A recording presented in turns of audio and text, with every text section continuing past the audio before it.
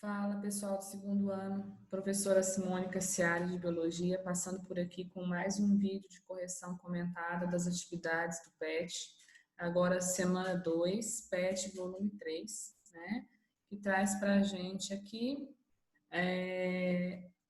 a fisiologia bacteriana, né? Então, as reações químicas realizadas pelas bactérias para sua reprodução, para sua nutrição, né? Para sua sobrevivência no geral e, e a relação disso tudo, né, com o ser humano, ou seja, a biotecnologia, quando a gente utiliza funções, né, fisiológicas que a bactéria tem ali na vida dela em benefício do ser humano, certo?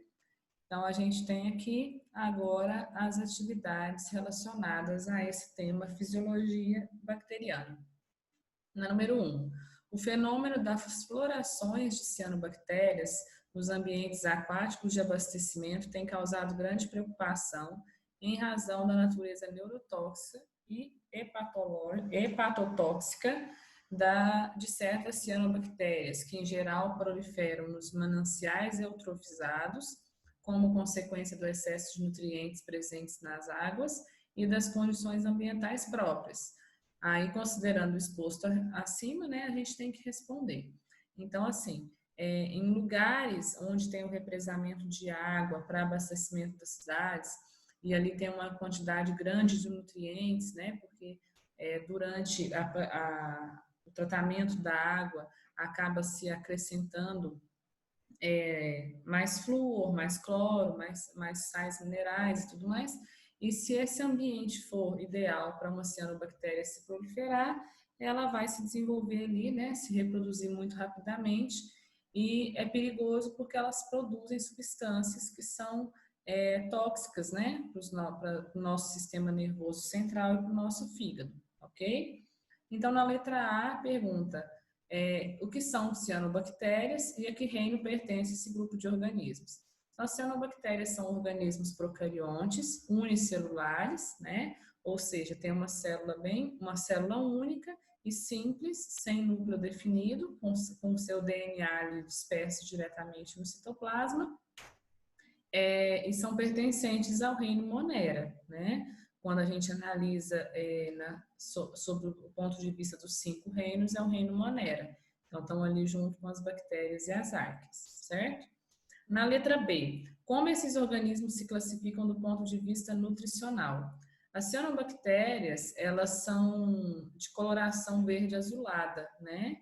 Elas possuem clorofila, elas só não têm cloroplasto, porque tem que lembrar que como é um ser procariótico, não tem organelas no citoplasma, mas elas possuem clorofila do tipo A disperso no citoplasma delas, e a partir dessa clorofila, elas conseguem fazer fotossíntese. Então, do ponto de vista nutricional, perguntado aqui na letra B, as cianobactérias são seres autotróficos, capazes de produzir o próprio alimento através do processo de fotossíntese, ok? E na letra C, sendo procariontes, que componentes estruturais estão presentes em suas células? Como ela é um organismo procarionte, ela não tem núcleo e não tem também organelas membranosas, né? Não tem retículos, não tem aparelho de Golgi, não tem lisossomo, peroxissomo, que são presentes aí nas células eucarióticas, ok? Mas ela possui o que é o essencial para ela, que é a clorofila, né, dissolvida no seu citoplasma, que é chamado de hialoplasma, tá?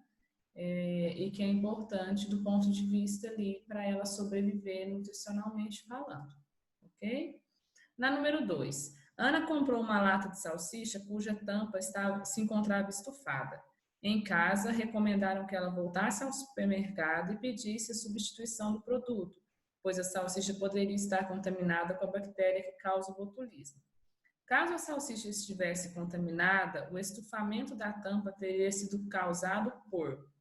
Então, aqui a gente tem que pensar qual que é o produto e qual que é a reação que elimina esse produto, né? Que produz esse produto aí que está causando o estufamento da lata que ela comprou. Então, quando a Ana comprou a lata de salsicha, né, que estava estufada, e falaram para ela sobre essa bactéria, a gente tem que pensar que essas bactérias que vivem dentro de produtos enlatados, de frascos, né, vedados, elas são bactérias que são capazes de realizar respiração anaeróbica, tá? E essa respiração anaeróbica aí, sem a presença do oxigênio, ela acaba resultando sempre no CO2, que é o gás carbônico. Então, a alternativa correta seria a letra D, CO2 resultante da respiração anaeróbica das bactérias, certo?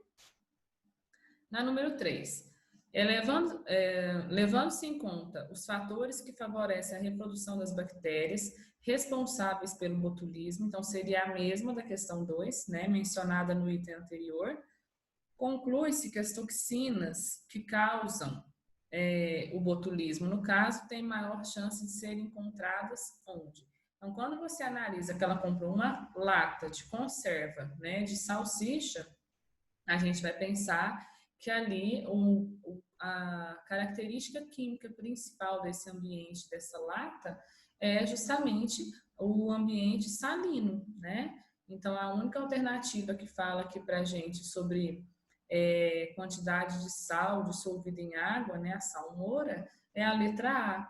Então, em conservas com concentração de 2 gramas de sal em 100 gramas de água. Nas outras alternativas, ele fala sobre nitrito, nitrato, alimentos fervidos, pH, né, que é a acidez, e depois ele fala da carne, do charque, né, carne salgada e seca ao sol. Mas aqui nessa questão, especificamente, né, sobre o produto comprado, então são as conservas citadas lá na letra A. Ok? Na número 4, as principais ferramentas empregadas na tecnologia do DNA recombinante são as enzimas de restrição, que têm a propriedade de cortar o DNA em pontos específicos. O papel biológico dessas enzimas bacterianas na natureza é provavelmente. Então, se você for pesquisar sobre as enzimas de restrição, você vai ver que o ser humano, né, o homem, aprendeu a utilizar isso daí para fazer experimentos com DNA recombinante. Só que na natureza, lá na vida das bactérias, essas enzimas de restrição existem lá no citoplasma bacteriano para defender a célula contra a ação de vírus, né? E nesse caso, vírus bacteriófago, porque é o tipo de vírus que consegue entrar dentro da célula. Por quê? Essas enzimas de restrição, elas conseguem picotar o DNA, no caso, DNA viral, né? Em várias partes e acaba matando esse vírus, ok? Aí você pode se perguntar ainda, mas como é que essa enzima está dentro da bactéria, consegue picotar o DNA do vírus e não faz isso com o próprio DNA da bactéria, né? É porque existem outras enzimas protetoras do DNA bacteriano. Então, as enzimas de restrição das bactérias, elas só agem quando a bactéria é infectada pelo material genético de algum vírus, tá? Então, a única alternativa que trazia para a gente aí sobre a ação de vírus, né? Essas enzimas defendendo as bactérias contra os vírus era a letra A, proteger as bactérias contra os vírus bacteriófagos. Na número 5, as bactérias apresentam alguns mecanismos que permitem a recombinação genética. Esses mecanismos são considerados por muitos autores como uma forma de reprodução sexuada. Porém, outros preferem afirmar que se trata apenas de uma forma de recombinação. Identifique as formas de recombinação genética nas bactérias e caracterize cada uma delas. Vocês poderiam voltar aqui, né, no resumo, ó. Você tem os 3 tipos básicos de recombinação realizados naturalmente por bactérias, que é a conjugação, quando 2 bactérias se unem por uma ponte citoplasmática e transferem partes de DNA de uma para outra, né?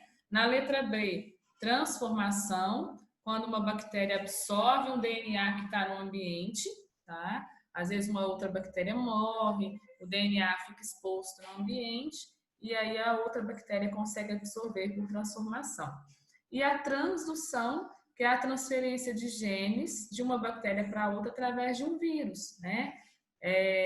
O vírus acaba retirando partes do DNA de uma bactéria e quando ele sai dela, ele leva essa informação genética para outra, tá? Então, conjugação, transformação e transdução são os exemplos de recombinação gênica que ele pede para vocês aqui na número 5. E para finalizar, número 6, identifique em sua casa produtos que são fabricados com auxílio de bactérias ou que combatem as bactérias e registre em seu caderno.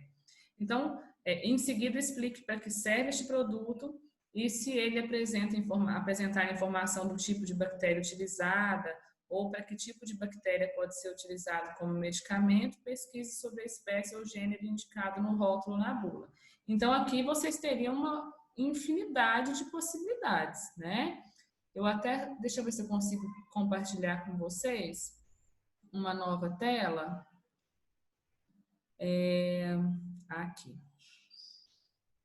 Que traz bastante coisa pra gente, né? O iogurte, por exemplo, que ele cita aqui, tá? Aí ele vai falar pra gente que as bactérias mais utilizadas é o lactobacillus, streptococcus. No queijo, né? Você pode ter, por exemplo, as bactérias, também aqui cita alguns fungos, né?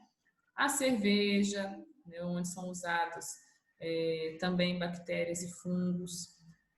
Fabricação de vinho, fabricação de pão, fabricação de conservas tipo picles que a gente consome, né? Então, assim, depende do produto que você encontrou na sua casa, certo? Aí o tipo de bactéria, a espécie, você tinha que pesquisar sobre aquele grupo específico. E os medicamentos são os antibióticos. Lembrar que os antibióticos são medicamentos fabricados a partir de fungos e que matam apenas bactérias, né? Então, aí depende do tipo de medicamento, de antibiótico que você tem na sua casa também, que nem deveria estar armazenado, a não ser que você esteja no uso do medicamento, ok? A gente tem que tomar muito cuidado com esses medicamentos, porque eles acabam gerando a resistência dos micro-organismos, certo? A gente só tem bactérias super resistentes hoje, justamente pelo uso indiscriminado de medicamentos.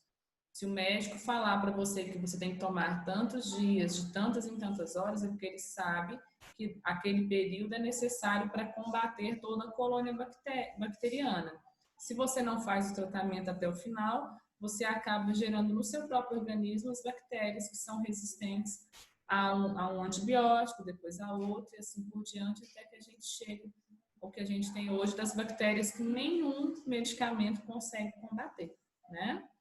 Pessoal, espero que vocês tenham gostado. Utilizem o vídeo aí para fazer as devidas complementações de vocês e vamos torcer para que logo, logo a gente esteja junto novamente.